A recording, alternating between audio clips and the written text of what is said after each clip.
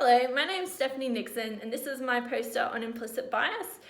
Through the Queensland Ambulance Service, I was granted a KJM grant to present at the EMS conference in Queenstown, New Zealand in 2023, and this poster with some minor changes was the handout of my presentation.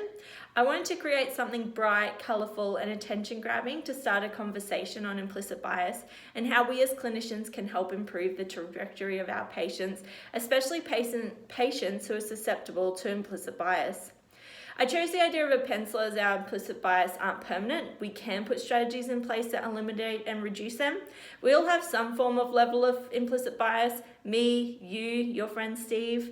While there are multiple ways that our implicit bias can impact on our patients, I wanted the focus of this handout to be on the clinicians and what they can do to advocate for their patients, as well as understanding and working on their own implicit bias.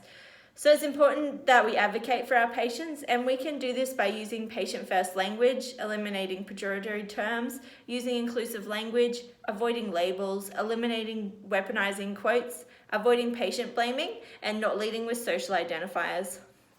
And the way we can do better as clinicians is really looking at how we treat patients and identifying and acknowledging our own bias.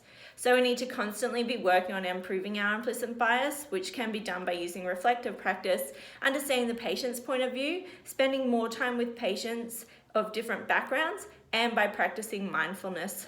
The poster also has some links to some YouTube videos, and that discussion was with some people whose experience on their implicit bias and how that played a role within their healthcare journey and their lives.